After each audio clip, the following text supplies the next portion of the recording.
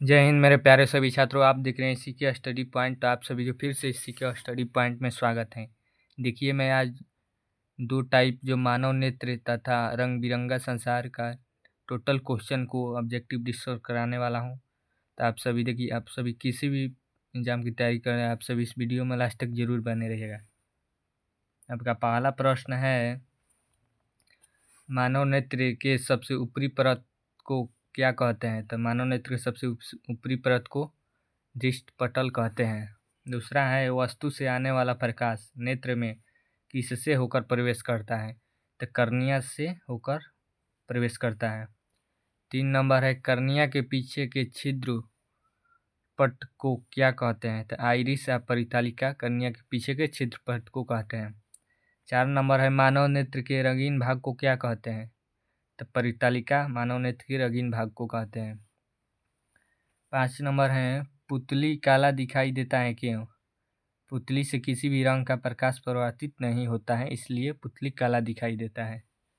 6 number है, मानव नेत्र किस लेंस की तरह कार्य करता है? तो मानव नेत्र उत्तल लेंस की तरह कार्य करता है। 7 नंबर है, नेत्र लेंस आँख के गोले को कितने भागों में बांटता है? तो 2 भागों में बांटता है। 8 नंबर है, आंसू किस द्रव के कारण बनता है? तो एल्क्वियस ह्यूमर HG। एल्क्वियस ह्यूमर को क्या कहते हैं? तो नेत्रोद। 10 नंबर है, ब्रिटिश ह्यूमर को क्या कहते हैं? तो कच्चा द्रव ब्रिटिश ह्यूमर को कहते हैं। 11 नंबर है, मानव नेत्र में किसी वस्तु का प्रतिबिंब कहाँ बनता है? तो दृष्टि पटल रेटिना पर मानव नेत्र में किसी वस्तु का प्रतिबिंब बनता है। 12 नंबर है, रेटिना कितने प्रकार के तंतु से जुड़े रहते हैं? तो रेटिना दो तंतु से जुड़े, शंकु और छड़। किसी भी वस्तु का प्रतिबिंब सबसे पहले कहाँ बनता है? तो किसी भी वस्तु का प्रतिबिंब सबसे पित्त पर बनता है। नेक्स्ट है, आँख की संवेदन क्षमता कितनी होती है? तो 25 मीटर होती है आँख की संवेदन क्षमता। नेक्स्ट है 15 नंबर, स्पष्ट दृष्टि की न्यूनतम दूरी कितनी होती है? तो स्पष्ट दृष्टि की न्यूनतम दूरी 25 सेंटीमीटर होती है। नेक्स्ट है 16 नंबर, समान आँख के लिए निकटतम बिंदु कितनी होती है? समान आँख के लिए निकटतम बिंदु 25 सेंटीमीटर होती है। 17 है, समान आँख के लिए दूर बिंदु कितनी होती है? तो समान आँख के लिए दूर बिंदु अनंत होती है। नेक्स्ट है 18 नंबर, निकट बिंदु से दूर बिंदु के बीच की दूरी को क्या कहते हैं? तो दृष्टि विस्तार कहते हैं। 19 नंबर है, दोषित आँखों को देखने की प्रक्रिया को क्या कहते हैं? तो दृष्टि दोष। 20 नंबर है, दृष्टि दोष कितने प्रकार के होते हैं? दृष्टि दोष 4 प्रकार के होते हैं। 21 नंबर, किससे निकट की वस्तु साफ साफ दिखाई देती है उसे क्या कहते हैं? तो निकट दृष्टि दोष, जिससे वस्तु निकट की वस्तु साफ साफ दिखाई देती है। 22 नंबर है, निकट दृष्टि दोष को दूर करने के लिए किस लेंस का उपयोग किया जाता है? तो अवतल लेंस को निकट दृष्टि दोष को दूर करने के लिए किया जाता है। 23 नंबर है, दीर्घ दृष्टि दोष को दूर करने के लिए किस लेंस का उपयोग किया जाता है? तो उत्तल लेंस को दीर्घ दृष्टि दोष को दूर करने के लिए करते हैं। 24 नंबर है, जिससे निकट तथा दूर की वस्तु साफ साफ दिखाई दिखती है उसे क्या कहते हैं? तो जारा दृष्टि दोष। 25 नंबर है, जारा दृष्टि दोष को दूर करने के लिए किस लेंस का उपयोग किया जाता है? तो बाईफोकस लेंस, द्विफोकसीय भी कहते हैं। बाईफोकस लेंस को द्विफोकसीय लेंस भी कहते हैं। 26 नंबर है, जो उदर्ग तथा क्षैतिज रेखाओं को फोकसित नहीं कर सकता है उसे क्या कहते हैं? तो अबिंदुकता। नेक्स्ट है 27 नंबर, अनबिंदुकता को दूर करने के लिए किस लेंस का उपयोग किया जाता है? तो बेलनाकार लेंस। 28 नंबर है, अति सूक्ष्म वस्तु को देखने के लिए जिस यंत्र का उपयोग किया जाता है उससे क्या कहते हैं? तो सूक्ष्मदर्शी। सूक्ष्मदर्शी कितने प्रकार के होते हैं? तो 2, सरल सूक्ष्मदर्शी तथा संयुक्त सूक्ष्मदर्शी। 30 नंबर है, सरल सूक्ष्मदर्शी में किस लेंस का उपयोग किया जाता है? तो उत्तल लेंस। 23 नंबर है, कौन सी सूक्ष्मदर्शी अभिदृश्य और नेत्रिका होती है? तो संयुक्त सूक्ष्मदर्शी।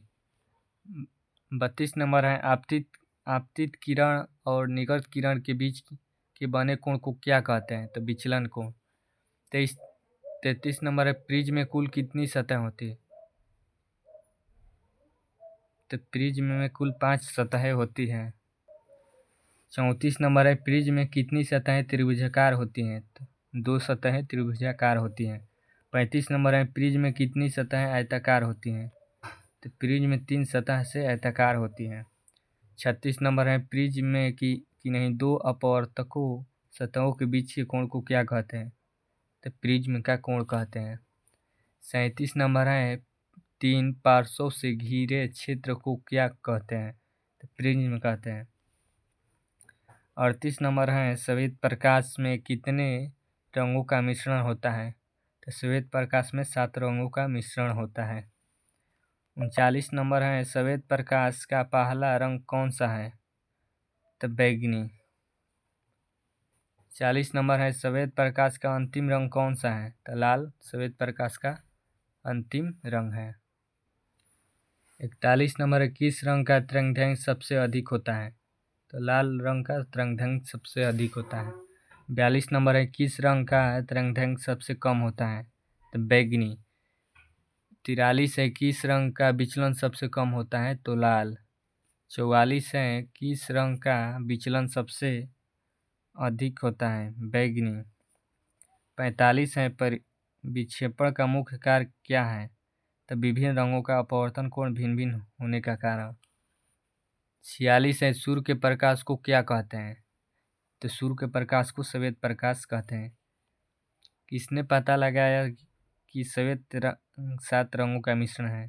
तो न्यूटन ने 1665 में पता लगाया कि श्वेत रंग 7 रंगों का मिश्रण है। 48 है वर्णपट पर रंगों का क्रम है? बेजानी पिनाला। प्रकाश के वर्ण विक्षेपण के फलस्वरूप पर्दे पर प्राप्त रंगों की रंगीन पट्टी को क्या कहते हैं? वर्णपट या स्पेक्ट्रम। 50 नंबर है वर्णपट के कितने प्रकार होते हैं? तो 2 शुद्ध वर्णपट अशुद्ध वर्णपट। 51 नंबर जिस वर्णपट पर सभी रंग स्पष्ट रूप से दिखाई देती है उसे क्या कहते हैं? शुद्ध वर्णपट। 52 है जिस वर्णपट पर एक रंग दूसरे रंग का आच्छादित हो जाता है उसे क्या कहते हैं? अशुद्ध वर्णपट। 53 है स्पेक्ट्रम की उत्पत्ति का मुख्य कारण क्या है? तो विभिन्न रंगों के प्रकाश का तरंगदैर्घ्य अलग अलग होने का कारण। 54 है प्रिज्म से होकर गुजरने पर श्वेत प्रकाश कितने रंगों में बट जाता है? तो 7 रंगों में बट जाता है। 55 है तंत्रिका तंतु कितने प्रकार की होती है? तो तंत्रिका तंतु 2 प्रकार की होती है, छड़ तथा शंकु।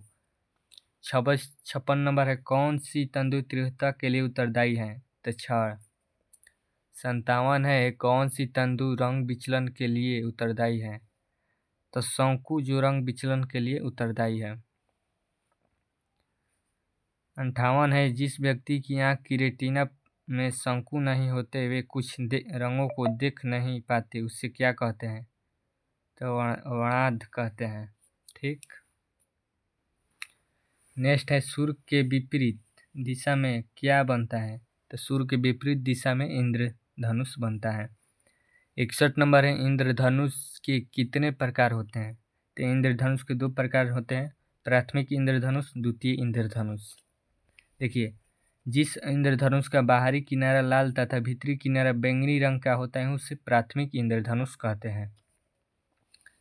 63 नंबर है जिस इंद्रधनुष का बाहरी किनारा बैंगनी तथा भीतरी किनारा लाल होता है उसे द्वितीय इंद्रधनुष कहते हैं। आपका 64 नंबर प्रश्न है वायुमंडल में घटने वाली प्रकाश के अपवर्तन को क्या कहते हैं? तो वायुमंडलीय अपवर्तन कहते हैं। 65 है तारे क्यों टिमटिमाते हैं? तो वायुमंडलीय अपवर्तन के कारण तारे टिमटिमाते नजर आते हैं। 66 नंबर है ग्रह क्यों नहीं टिमटिमाते हैं? तो वायुमंडलीय अपवर्तन के कारण ग्रह नहीं टिमटिमाते हैं और सूर्य वायुमंडलीय अपवर्तन के कारण टिमटिमाते हैं। देखिए आप लोग वीडियो अभी तक आप लोग चैनल को सब्सक्राइब नहीं किए हैं तो चैनल को सब्सक्राइब कर ले ताकि मेरे हर एक वीडियो को नोटिफिकेशन आपके पास पहुंच सके और आप बेहतरीन से बेहतरीन तैयारी कर सके और अपने सभी दोस्तों के पास शेयर कर दीजिए। आपको डेली शाम सुबह 6 बजे जीके जीएस की क्लास कराई जाती है। तब तक के लिए जय हिंद, वंदे मातरम। फिर अगले वीडियो में मिलते हैं।